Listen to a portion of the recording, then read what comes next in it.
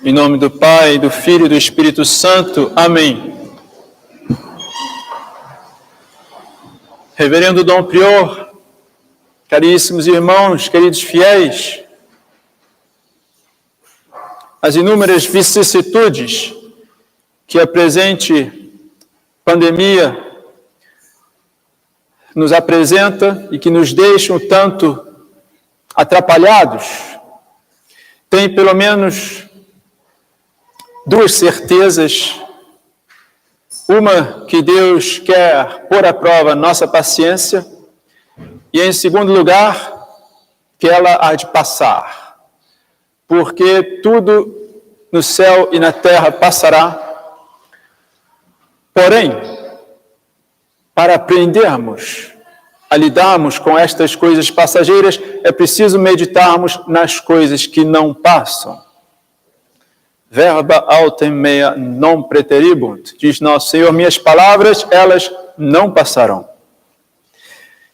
Hoje temos esta figura de um defunto, de um corpo sem alma, entregue já à corrupção, imagem da morte espiritual, que leva à pena, à condenação eterna.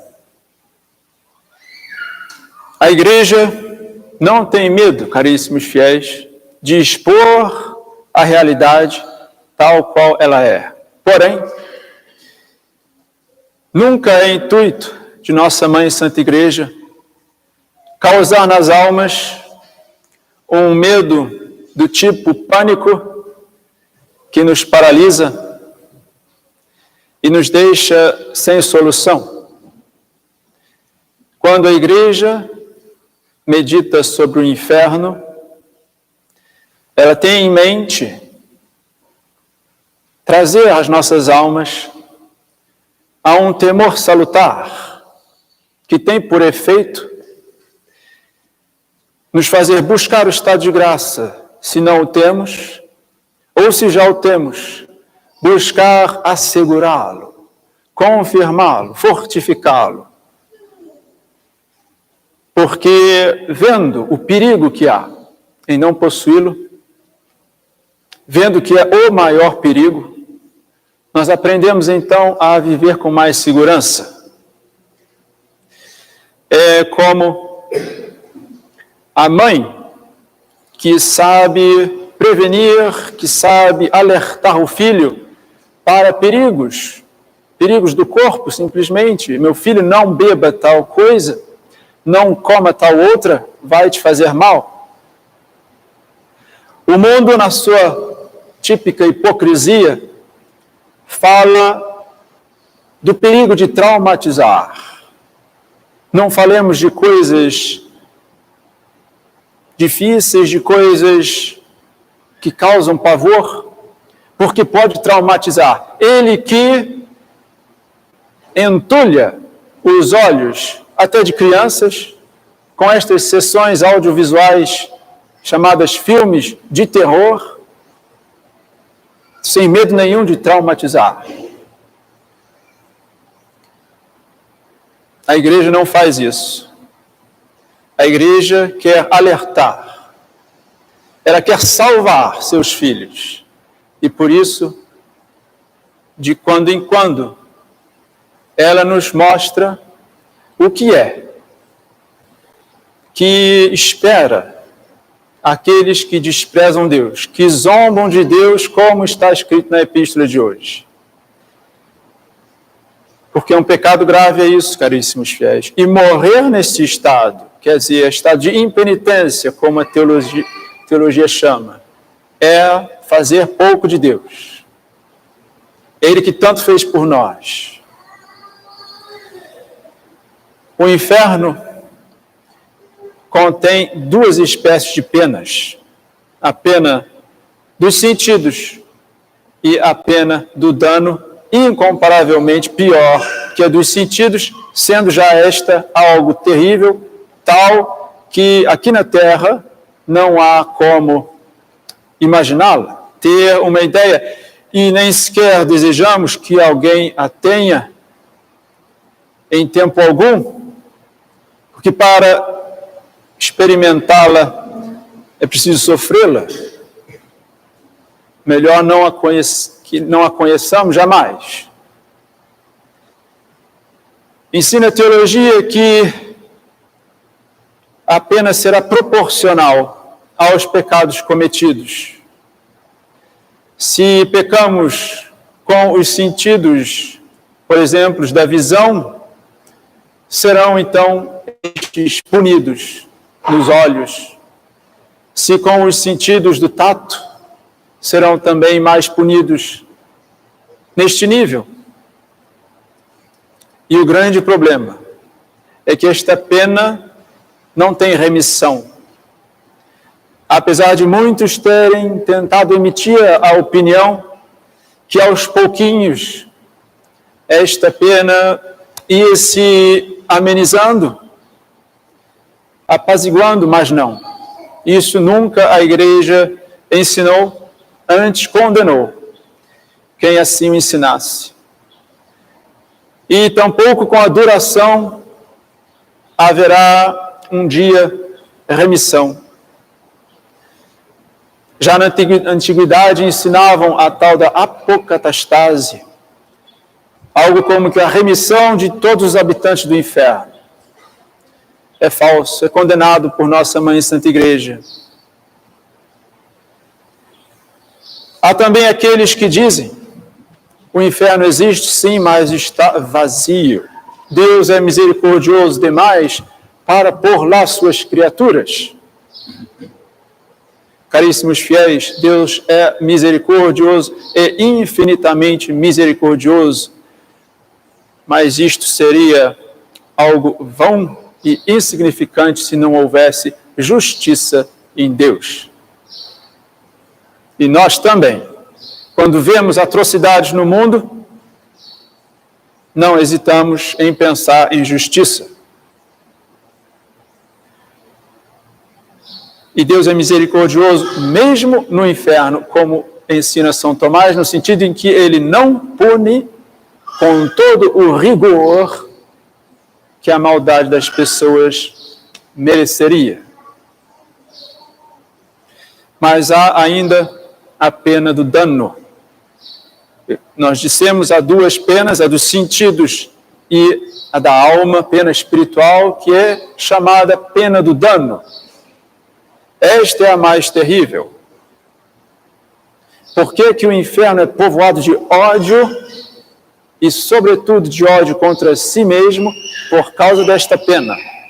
Nós somos feitos para Deus, para a felicidade eterna, que consiste, principalmente, nesta união, nesta amizade com Deus, nosso Criador.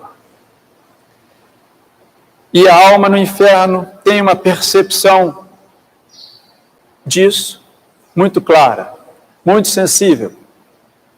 E percebe ao mesmo tempo que nunca terá esta comunhão com o seu Criador, esta paz com Ele. Nunca ouvirá de sua boca: bendito, felizes aqueles que deram de comer quando eu estava com fome, deram de beber quando eu estava com sede, me vestiram quando eu estava nu, me visitaram quando eu estava na prisão, e etc. Nunca ouvirão uma aprovação da parte do Criador. Isto é como que um sufocamento da alma. Todos sabem que sufocar é algo de insuportável já no nível sensível, no nível corporal, quanto mais para a alma. Isso deve nos inspirar o santo temor, a santa repugnância da pena eterna, caríssimos fiéis. Nada pior, nada mais horroroso. E São Bento diz na regra genam expavescere. Se ele diz e se essa regra é aprovada pela Igreja, é porque é algo salutar. Ter medo do inferno é algo salutar, porque nos faz evitar justamente o que leva para lá. mais uma vez, se nos encontramos em estado tal que, se morrermos, iremos para lá, fujamos deste estado, façamos o necessário. E se Deus já nos concedeu a graça de estarmos em estado de graça, façamos o necessário, não esqueçamos de assegurar, de tomar os meios para manter isto em segurança. A oração, os sacramentos, a mortificação. Mas a Igreja nunca prega estas verdades terríveis sem pregar ao mesmo tempo a misericórdia, o auxílio de Deus nosso Senhor. E está cá no Evangelho esta cena que nos comove. Nosso Senhor, tocado de compaixão por uma viúva, encosta no esquife, que é de madeira, e assim recobra a vida aquele que estava morto. Esta viúva quem é? Esta que chora é a Santa Igreja, nossa Mãe Santa Igreja, que ama cada um de seus filhos como se ele fosse o seu filho único. Toda mãe sabe que o amor é assim. Ele não é como as quantidades que podem ser divididas. 1 quilo de arroz dividido por uma família numerosa dá por aí 100 gramas para cada um. Mas o amor não é assim. Ele pode se dedicar inteiramente a um, sem impedir que seja dedicado também inteiramente a outro filho, tal qual se fossem todos únicos. A Igreja nos ama assim, e é por isso que ela nos alerta deste jeito. E nosso Senhor vem dizer-lhe: não chores.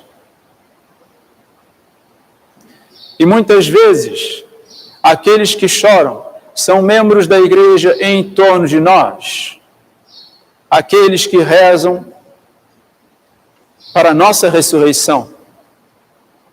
Todos nós conheceremos no céu aqueles que rezaram por nós, que choraram como esta viúva por nós. E um belo dia ouviram de nosso Senhor Jesus Cristo estas palavras: não chores. Que alegria, caríssimos fiéis!